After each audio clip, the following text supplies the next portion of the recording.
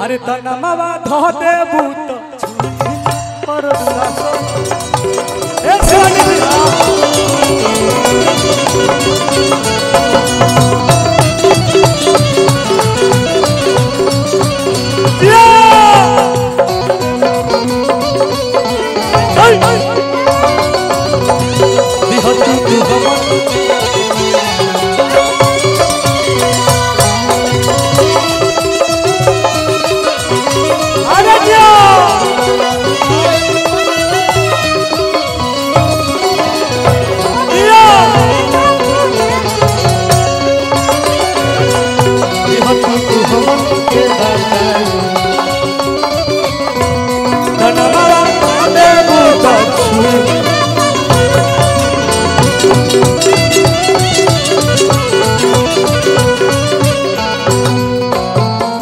भैया ऐसा ऐसा बहुत सारा हम गाना गैले बनी।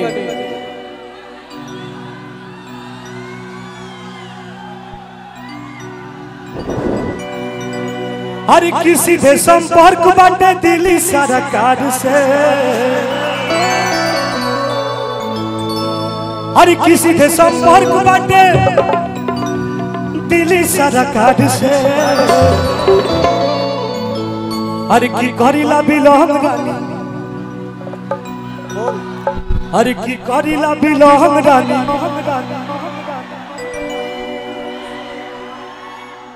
लेकिन कहता का हर किसी से संपर्क बाटे दिल्ली सरकार से, सीधे संपर्क बाटे दिल्ली सरकार से। अच्छा कोनो बात नहीं पखा जाएगा बा।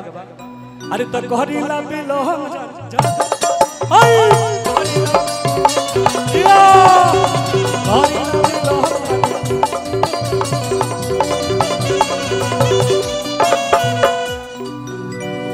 रे पगली रे पगली लड़का कहता का अरे की रे पगली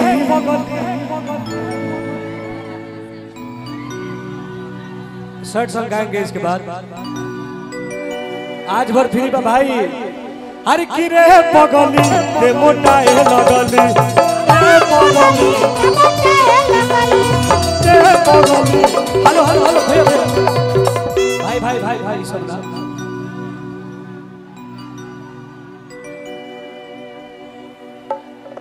अरे की सरकार के नहीं रंगदार के अदालत हो, करे के पड़ी।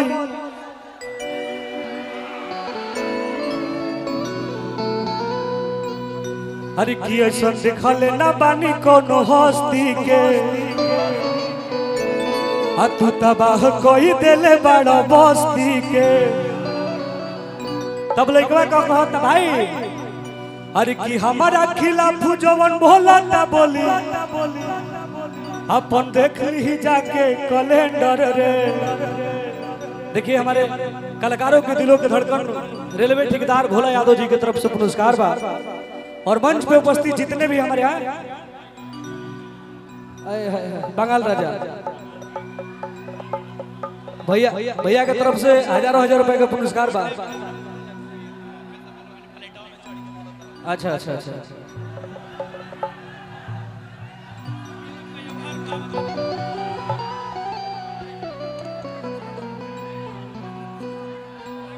रखवानी जी ले ली बड़ी प्यार से मिलेला।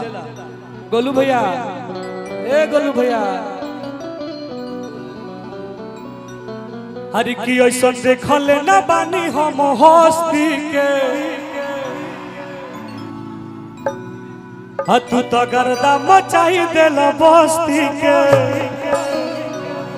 तब लइकवा कहता का हर की हमारा खिलाफ जवन बोले ना बोली, अपन देख ली जाके कैलेंडर रे। अरे की रंगदार के नहीं, अरे की सरकार के नहीं, रंगदार के अदालत हो, करे के पड़ी। आओ भैया अरे तो रंगदार के नहीं, रंगदार के अदालत करे के पड़ी।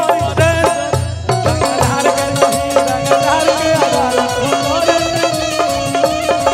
ऐसा देखले न बानी हम हस्ती के तू तो गारा दाम चले बड़ा बस्ती के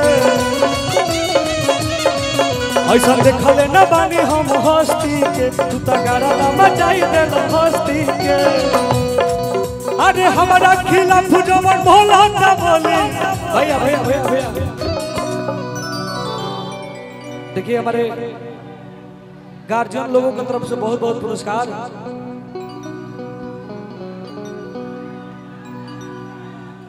अरे कि हमारा खिलाफ जवन बोला ना बोली तू देख ली अपन कैलेंडर रे।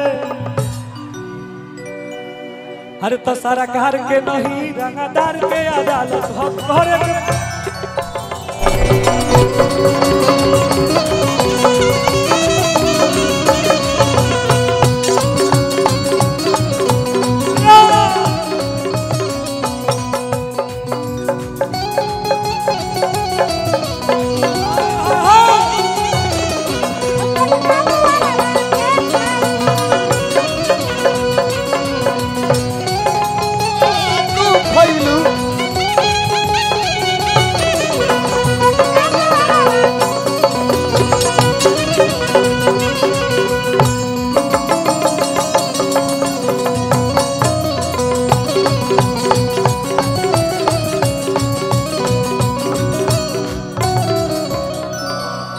भैया हो डिमांड करो डिमांड।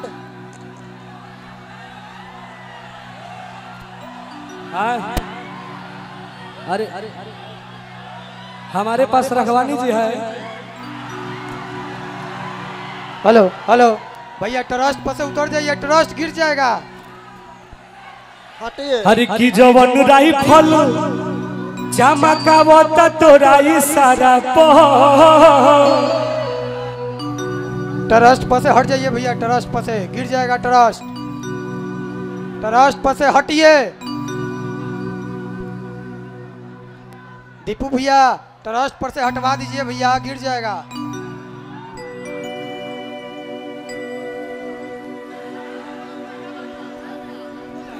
हेलो ऋषि भैया कुछ हेलो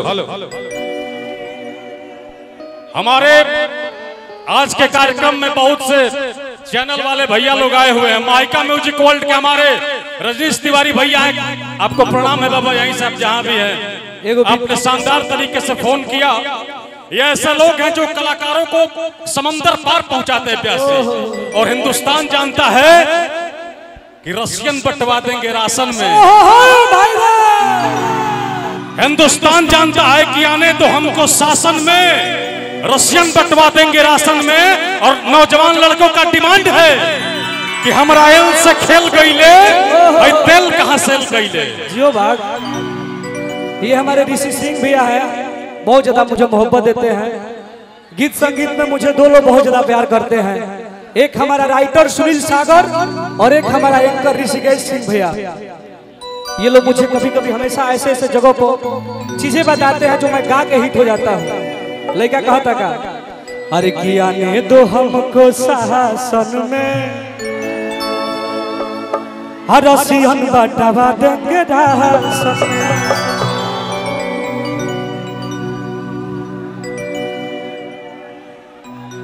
सब होई सब होई।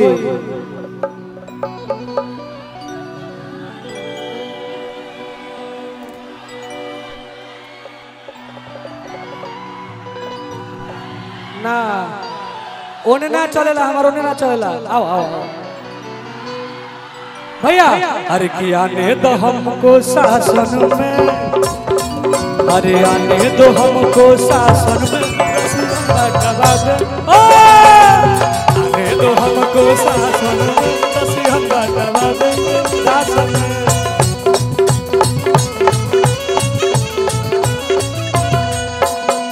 भैया भैया भैया थोड़ा थोड़ा अतने जतने बा उतने में खुश रहे के बा। हर की दिल देखे तनी देखाए रसीला, हर की यही जा दोसर नहीं खोखी रसीला। दीपू भैया के नामे बाई जिला, हमारा भैया के नाम बाई जिला। आओ अरे की दिल देखे तो नहीं देखो ये रसीला, दिल देखे तो नहीं देखो ये रसीला। हमारा भैया के नाम दीपू भैया के नाम बाबूजिला, दीपू भैया के नाम बाबूजिला, नाम बाबूजिला, दीपू भैया के नाम बाबूजिला, दीपू भैया के नाम बाबूजिला। आई रे